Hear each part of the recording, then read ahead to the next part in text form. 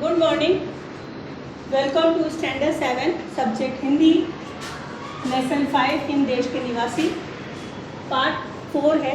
कल हम इसके पहले पार्ट 3 में हमने आपको क्वेश्चन आंसर्स लिखवाए, पूरे प्रश्नों के उत्तर लिखवा दिए।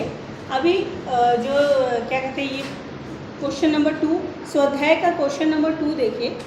क्वेश्चन नंबर 2 में स्वाध्याय के क्वेश्चन नंबर 2 में क्या है, कोष्टक में से जो शब्द समानार्थी नहीं है उन पर तो आपको सर्कल बनाना है और समानार्थी शब्दों का वाक्यों में प्रयोग करना है। जैसे पहला वाला जो है कॉलम में पंथ है, पंथ क्या है, पंथ। क्वेश्चन नंबर 2 स्वाध्याय का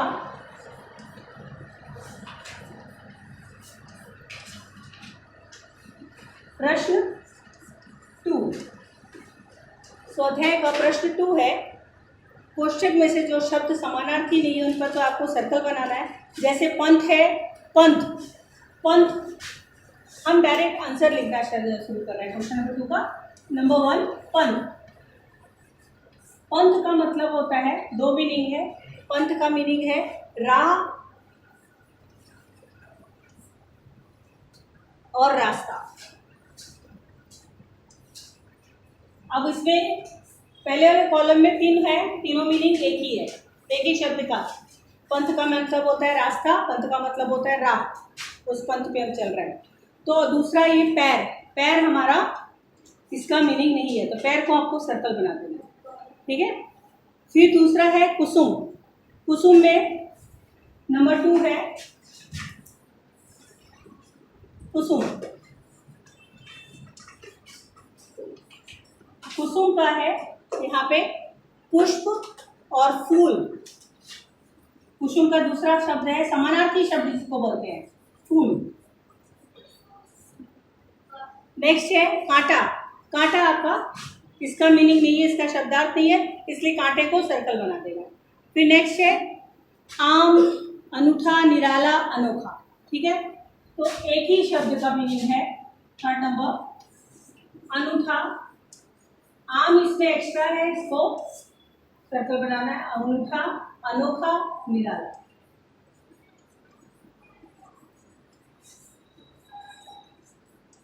निराला, ठीक है। उसके बाद है थर्ड लास्ट वाला मनुष्य, जन, मानव, स्त्री। तो इसमें मनुष्य, जन और मानव, स्त्री इसमें एक्स्ट्रा है। 4 नंबर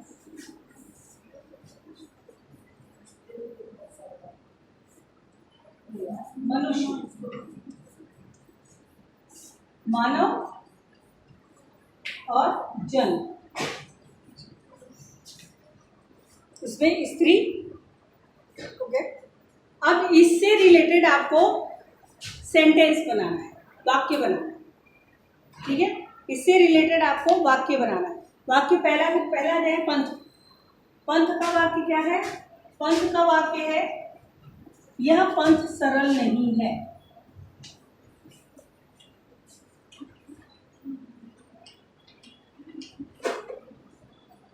नहीं है।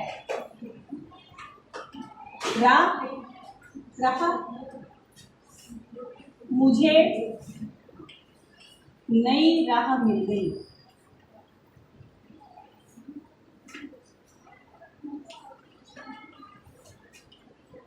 फिर रास्ता, यह सीधा रास्ता है। देखो सबका मीनिंग एक है, सब समानार्थी शब्द है, लेकिन जो सेंटेंस है वो थोड़ा डिफरेंट है। अब देखो रास्ता, हम इस रास्ते पे चल रहे हैं, हम इस पंथ पे चल रहे नहीं आता है, यह पंथ सरल नहीं है। पंथ मतलब जब हम कोई लक्ष्य लेते हैं, जो हमारा लक्ष्य होता है, यानी कि हमारा जो मंजिल होता है, उसके लिए जो पंथ के लिए, उसके लिए जो है पंथ वर्ड यूज किया जाता है, सरल।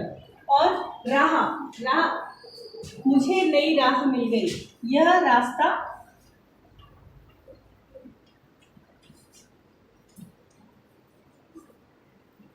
सीधा, यह सीधा रास्ता है। फिर कुसुम,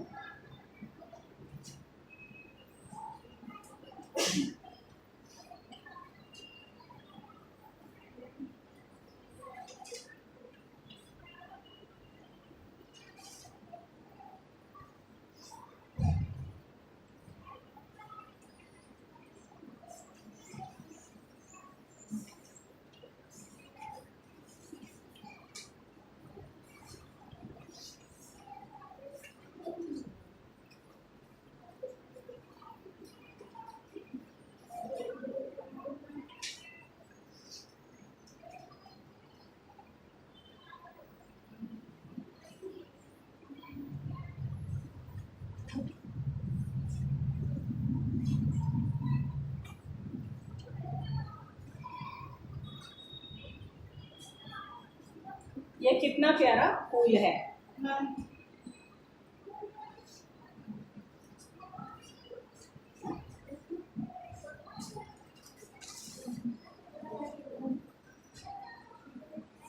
जल्दी से लिख लो। तो इसका जो है मैं इधर ही लिखवा दूंगी। इधर तो इधर जगह नहीं है।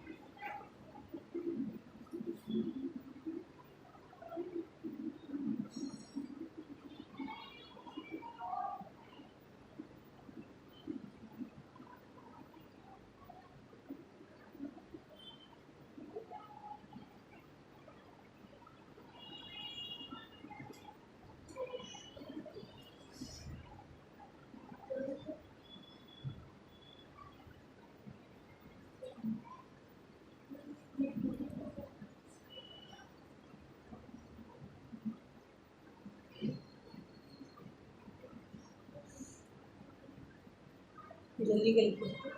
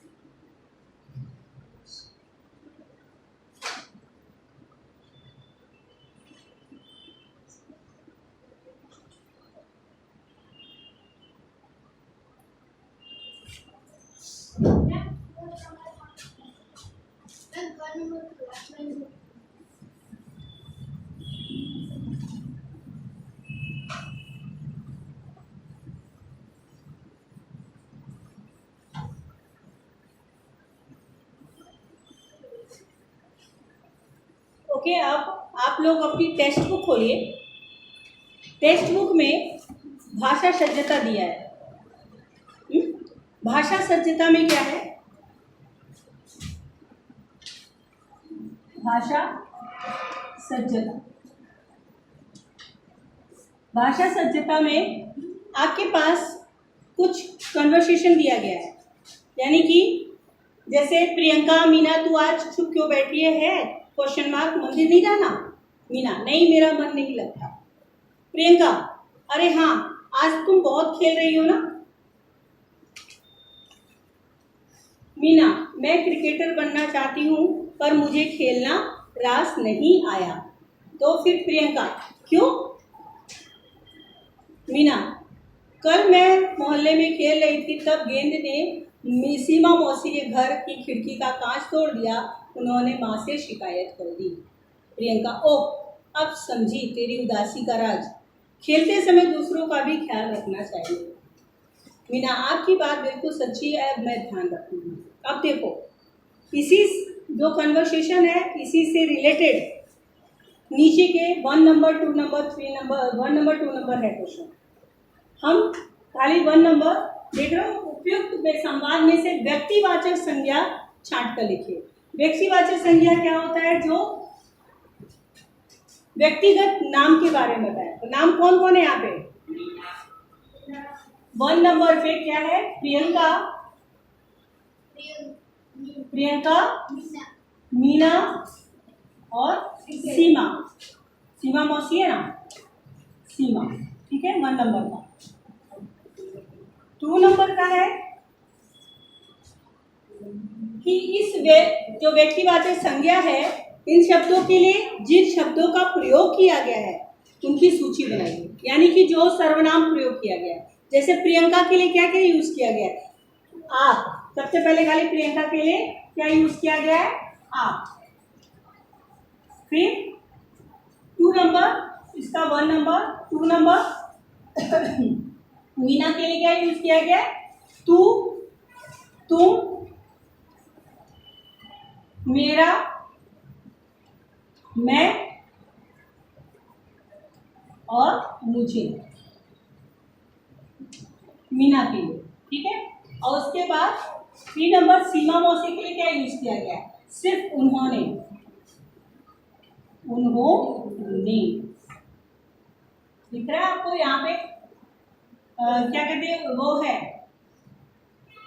जो कन्वर्सेशन आपका दिया गया है, उसमें जो भी है वो डार्क राइटिंग में दिख रहा है। फिर उसके बाद नीचे दी गई परिभाषा में को पूर्ण कीजिए। क्वेश्चन नंबर 3 में क्या लिखा हुआ है? जो शब्द संज्ञा के स्थान पर प्रयुक्त होते हैं उन्हें सर्वनाम कहते हैं। जो शब्द संज्ञा के स्थान पर प्रयुक्त होते हैं उन्हें हम संज्ञा कहते हैं। मैं सिर्फ आंसर ही लिख रही हूँ क्योंकि आप लोगों के पास टेक्स्ट बुक है और क्वेश्चन नंबर डाल दिया है 1 2 3। ये 3 नंबर जो कन्वर्सेशन है, जो कन्वर्सेशन दिया गया है उसमें से आंसर्स है। फिर उसके बाद क्वेश्चन नंबर 4, अब ये रख कर दूँ, कितना टाइम लगाओगे लिखने में तुम लोग?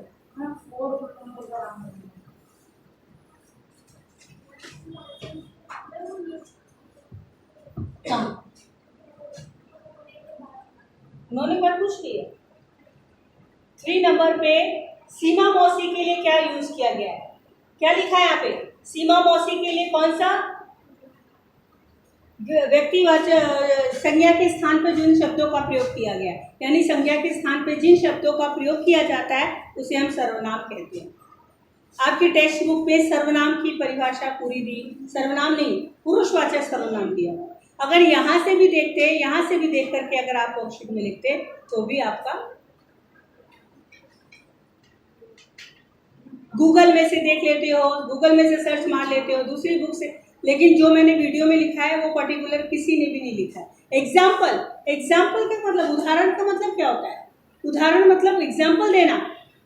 जैसे, और जैसे मैंने पूरा बड़ा सेंटेंस, इस तरह से सेंटेंस में लिख करके हमने आपको बताया, इस तरह के सेंटेंस लिख करके हमने आपको बताया, पर किसी ने भी वो सेंटेंस ही नहीं लिखा है। आपको फिर से मैं एक बार बता देती हूँ, 15 अक्टूबर यानी दशहरा के बाद आपके कभी भी एग्जाम्स के डेट आ सकते हैं। दशहरा कंप्लीट होगा, नवरात्रि कंप्लीट होगा, उसके बाद आपके एग्जाम्स होंगे, फर्स्ट टर्म एग्जाम।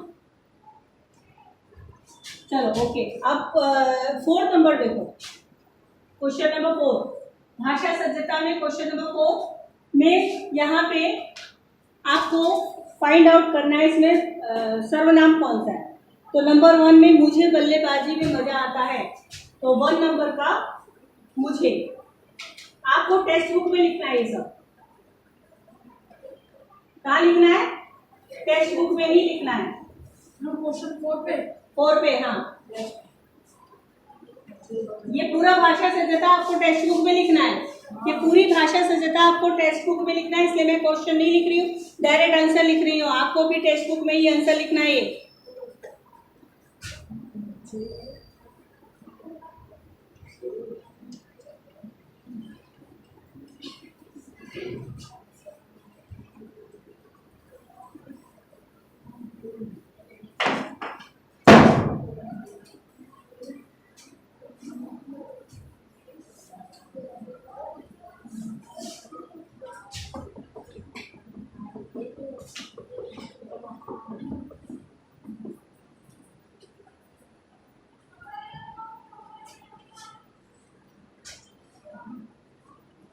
तुम्हारी वह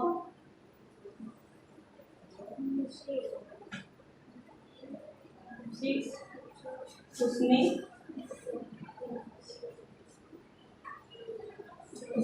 उसके बाद क्वेश्चन नंबर 5 का 1 नंबर, 5 का 1 नंबर स्वयं, 2 नंबर अपने आप।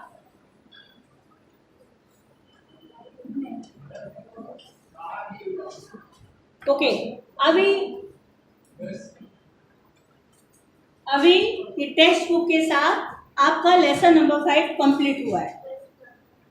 आपको ये टेक्स्ट बुक में ही पूरा लिखना है, सारी बात जो है इसको टेक्स्ट बुक में ही आपको इसको लिखना है।